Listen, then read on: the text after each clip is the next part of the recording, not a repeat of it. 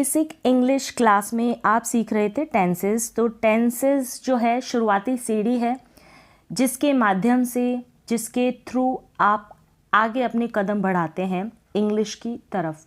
मतलब इसी की हेल्प से, टेंसेस की हेल्प से ही आप एक हिंदी के सेंटेंस को अंग्रेज़ी में बनाना सीखते हैं, ट्रांसलेट करना सीखते हैं।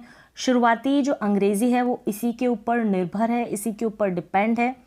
अगर आपको टेंसेस आते हैं तो इंग्लिश में जब भी आप रीडिंग करते हैं तो उसको समझ पाते हैं कि कौन से समय की बात हो रही है, क्या सिचुएशन है उस सेंटेंस की, कौन से समय की बात हो रही है, प्रेजेंट की, पास्ट की या फ्यूचर की। तो वो आपको पता चलेगा जब आपको टेंसेस का ज्ञान होगा। तो हमने यहाँ पर जो है प्रेजेंट टेंस है ना, उसका फर्स्ट पार्ट कर लिया, पास्ट टेंस का फर्स्ट पार्ट कर लिया, कौन सा, इंडेफिनिट या फिर सिंपल बोलते हैं। तो आज हम करेंगे फ्यूचर का फर्स्ट पार्ट। तो यहाँ पर पहले ही मैंने आपको ऑलरेडी बता दिया है, इनके 4 पार्ट्स होते हैं। ठीक है, इसके 4 पार्ट्स, तीनों के 4 पार्ट्स होते हैं। 12 पार्ट्स हो जाएंगे और 12 पार्ट्स की आपको नॉलेज होनी चाहिए। आप 12 तरीके से वाक्य बना सकते हैं शुरुआती लेवल पर। तो चलिए अभी देख लेते हैं हम फ्यूचर टेंस का फर्स्ट पार्ट है फ्यूचर इंडेफिनिट टेंस, या फिर इसको हम कह सकते हैं सिंपल फ्यूचर टेंस। तो दोनों ही सेम है, कंफ्यूज ना हो। काम भविष्य काल में होगा, ये सेंटेंस बताता है कि काम भविष्य काल में होगा। भविष्य का मतलब कल, आने वाला जो कल है, टुमारो, तब होगा। तब हम सेंस लेंगे इसी टेंस का, काम भविष्य काल में होगा, ये टेंस बताता है। और पहचान देख लें इसकी, क्योंकि इजी लेवल पे पहचान आपको पता होनी चाहिए। इसी के थ्रू आप जो है सेंटेंसेस को ट्रांसलेट कर पाते हैं। हिंदी वाक्य का अंत गा, गे, गी से होगा तो आप समझ जाएंगे बेझिझक कि यहाँ पर है यूज़ सिंपल फ्यूचर टेंस का, यानी कि फ्यूचर इंडेफिनिट टेंस का। गा, गे, गी से हिंदी के वाक्यों की एंडिंग होगी, अंत होगा। जैसे सेंटेंसेस देखेंगे अभी बाद में, जैसे कि मैं एग्जांपल बता देती हूँ आपको। वह खेलेगा, गा से हो रहा है। वह पढ़ेगा, गा से हो रहा है एंडिंग इसकी। वह नाचेगा, गा से हो रहा है। वह खाएगा, गा से हो रहा है। तो गा, गे, गी कोई सा भी एंड हो सकता है, गा से भी हो सकता है, गे से भी और गी से भी। क्लियर है? सबसे पहली चीज़ आपको पता होनी चाहिए हेल्पिंग वर्ब। जैसे कि प्रेजेंट की आपको पता चली, प्रेजेंट इंडेफिनिट टेंस की हेल्पिंग वर्ब है डू या डज, सब्जेक्ट के अकॉर्डिंग। और पास्ट इंडेफिनिट टेंस की हेल्पिंग वर्ब है डिड, और यहाँ पर हम वर्ब की सेकंड फॉर्म का यूज़ करते हैं। इसी तरीके से सेम जो फ्यूचर इंडेफिनिट टेंस है, इसकी हेल्पिंग वर्ब होती है विल। क्या होती है? विल। शैल का भी यूज़ होता है। अगर आप किसी कॉम्पिटिटिव एग्ज़ाम की तैयारी कर रहे हैं तो आप डिटेल में शैल को पढ़ें, लेकिन आप बिगनर हैं, सिंपल वे में आप इंग्लिश को पढ़ना, लिखना और बोलना सीख रहे हैं, तो आप शैल को यहाँ पर ज़्यादा महत्व ना दे तो चलेगा। बट हाँ, अगर कॉम्पिटिटिव एग्ज़ाम की तैयारी करते हैं तो आप शैल को डीपली पढ़ें। लेकिन यहाँ पर है बिगनर्स की लेवल की क्लास, तो मैंने यहाँ पर सिर्फ विल का ही इंट्रोडक्शन दिया है और विल को ही आप सीखें। हेल्पिंग वर्ब हो गई विल। सभी सब्जेक्ट के साथ आप बेझिझक विल का यूज़ करें, स्पोकन और रिटर्न इंग्लिश में। ठीक है, नेक्स्ट है वर्ब की फर्स्ट फॉर्म का यहाँ पर यूज़ होता है। सिमिलरली प्रेजेंट इंडेफिनिट टेंस में भी वर्ब की फर्स्ट फॉर्म का यूज़ होता है, लेकिन पास्ट इंडेफिनिट टेंस में वर्ब की सेकंड फॉर्म का यूज़ होता है, सिर्फ हम जब एफर्मेटिव सेंटेंस अब बनाते हैं। नेक्स्ट यहाँ पर नेगेटिव बनाएंगे तो विल नॉट का यूज़ हो जाएगा। ना तो यहाँ पर डज नॉट लगेगा, ना यहाँ पर डू नॉट लगेगा, ना यहाँ पर डिड नॉट लगेगा, यहाँ पर यूज़ होगा विल नॉट का। क्लियर है? विल नॉट का। अब विल नॉट का यूज़ हो जाता है, विल का यूज़ हो जाता है, आप समझ जाते हैं कि इस वाक्य में किसकी बात हो रही है? फ्यूचर इंडेफिनिट टेंस की बात हो रही है। फ्यूचर में भी फ्यूचर इंडेफिनिट टेंस जो पहला पार्ट है इसका, उसकी बात हो रही है। सेंटेंस फिर से यहाँ पर देख लें, एग्जाम्पल्स देख लें एक बार यहाँ पर। जैसे तुम खेलोगे, गे से एंडिंग हो रही है। वह दौड़ेगा, गा से एंडिंग हो रही है। वे पढ़ेंगे, गे से एंडिंग हो रही है। वह बोलेगी, गी से एंडिंग हो रही है। तो आप क्लियरली समझ पा रहे हैं कि ये सारे वाक्य, ये सारे हिंदी के सेंटेंस शो कर रहे हैं फ्यूचर इंडेफिनिट टेंस को। फ्यूचर इंडेफिनिट टेंस की यहाँ पर बात हो रही है। अब हम सेंटेंसेस देख लेंगे। सेंटेंसेस है यहाँ पर, जैसे कि सबसे पहले हम हमेशा की तरह एफर्मेटिव बनाएंगे, फिर नेगेटिव, इंटरोगेटिव।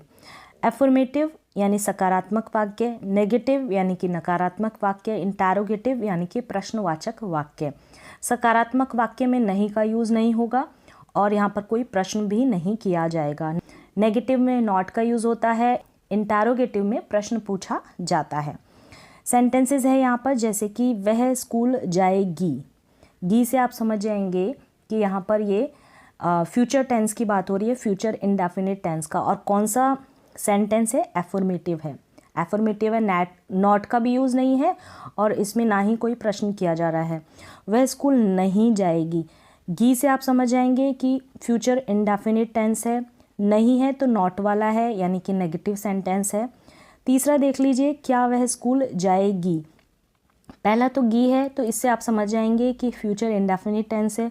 फिर यहाँ पर लास्ट में क्वेश्चन मार्क लगा है और शुरुआत यहाँ क्या से हो रही है तो आप समझ जाएंगे ये इंटरोगेटिव सेंटेंस है, हेल्पिंग वर्ब वाला। किसका? हेल्पिंग वर्ब वाला।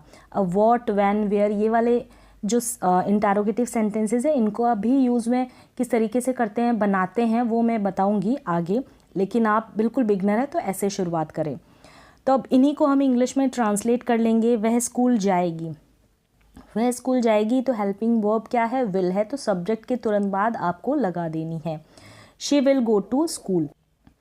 इस तरीके से आप बना देंगे, she will go to school, she लगाएंगे सब्जेक्ट, फिर विल हेल्पिंग वर्ब हो गई, गो यहाँ पर वर्ब है, मेन वर्ब है, वर्ब की फर्स्ट फॉर्म का ही यूज़ होता है यहाँ पर। क्लियर है? अब वह स्कूल नहीं जाएगी तो विल नॉट का यूज़ कर देंगे, she will not go to school. She will not go to school. क्या वह स्कूल जाएगी? अब क्या से शुरू हो रहा है तो इंटरोगेटिव सेंटेंस है। सबसे पहले हम हेल्पिंग वर्ब को पुट करेंगे, रखेंगे विल, फिर सब्जेक्ट क्या है? शी है, फिर वर्ब लगा देंगे।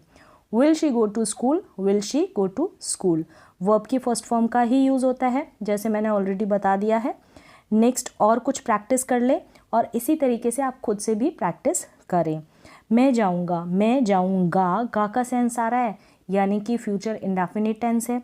ना ही तो इसमें नॉट का इस्तेमाल है और ना ही इसमें कोई प्रश्न किया गया है, तो ये इंटरोगेटिव सेंटेंस भी नहीं है। तो सिंपल सा आपको विल का यूज़ करके सेंटेंस को बनाना है। सबसे पहले सब्जेक्ट लिखेंगे आई के बाद में आप विल को रख देंगे, आई विल, और फिर वर्ब आ जाएगी आई विल गो, और कुछ और पार्ट होगा वो ऑब्जेक्ट में आ जाएगा।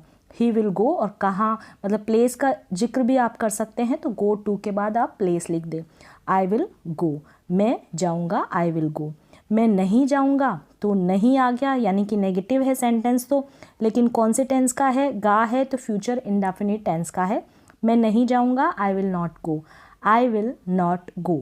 क्या मैं जाऊँगा, क्या मैं जाऊँगा, क्या से शुरू हो रहा है और लास्ट में गा है, तो आप समझ जाएंगे है तो इंटरोगेटिव, लेकिन कौन से टेंस का है? फ्यूचर इंडेफिनिट टेंस का, यानी कि सिंपल फ्यूचर टेंस है ये है। तो आप शुरुआत कर देंगे हेल्पिंग वर्ब से।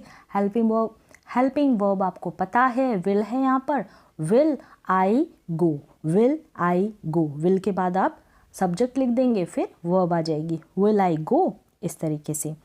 फिर नेक्स्ट देख लें, तुम पढ़ोगे। तुम पढ़ोगे यानी कि यह सिंपल सेंटेंस है, एफर्मेटिव है, ना तो यहाँ पर नॉट का यूज़ किया गया है, ना ही यहाँ पर कोई प्रश्न किया गया है, एंडिंग गे से हो रही है, तो फ्यूचर इंडेफिनिट टेंस का एफर्मेटिव सेंटेंस है, तो यू लिख देंगे यानी कि सब्जेक्ट लिखेंगे, फिर वर्ब यहाँ पर हेल्पिंग वर्ब लिखेंगे। हेल्पिंग वर्ब विल है, फिर मेन वर्ब क्या है? रीड, यानी कि पढ़ना। He will read. वर्ब का आपको ध्यान रखना ही नहीं है क्योंकि यहाँ पर वर्ब की फर्स्ट फॉर्म का यूज़ होता है। तुम पढ़ोगे, यू विल रीड। तुम नहीं पढ़ोगे, नहीं पढ़ोगे नेगेटिव सेंटेंस है, इस तरीके से आप समझ जाओगे। लेकिन किसका नेगेटिव है? प्रेजेंट का है, पास्ट का है, फ्यूचर का। तो एंडिंग देखोगे हिंदी के वाक्य की, एंडिंग गे से हो रही है, तो यू विल नॉट और फिर रीड हो जाएगा। यू विल नॉट रीड, यानी पहले सब्जेक्ट लिखेंगे, फिर विल नॉट लिखेंगे, फिर जो मेन वर्ब है उसके बाद जो भी ऑब्जेक्ट आएगा वो एंड में आप रख देंगे। यू विल नॉट रीड, तुम नहीं पढ़ोगे, you will not read. Clear है यहाँ पर? नेक्स्ट है क्या तुम पढ़ोगे। सेंटेंस क्या से शुरू हो रहा है तो आप समझ जाएंगे कि इंटरोगेटिव सेंटेंस है, लेकिन नहीं पता है कि कौन सा इंटरोगेटिव है, प्रेजेंट का है, पास्ट का है या फ्यूचर का है। तो यहाँ पर गे से एंडिंग हो रही है वाक्य की, तो आप समझ जाओगे कि फ्यूचर का है इंटरोगेटिव, लेकिन कौन सी पार्ट का है, फर्स्ट पार्ट है फ्यूचर इंडेफिनिट टेंस, उसी का है ये। तो आप हेल्पिंग वर्ब लिखोगे, सबसे पहले हेल्पिंग वर्ब यहाँ पर विल होगी, विल के बाद आप सब्जेक्ट लिखेंगे विल यू, और फिर जो मेन वर्ब है, मुख्य क्रिया है रीड, विल यू रीड, क्या तुम पढ़ोगे, विल यू रीड।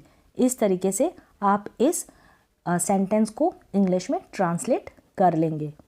नेक्स्ट और देख लेते हैं सेंटेंस, वह खाना खाएगा, वह खाना खाएगा। अब देखिए, ना तो यहाँ पर नॉट का यूज़ है, ना ही यहाँ पर कोई प्रश्न किया गया है, तो आपने समझ लिया कि है तो ये एफर्मेटिव सेंटेंस यानी सकारात्मक वाक्य, एक सिंपल सेंटेंस है।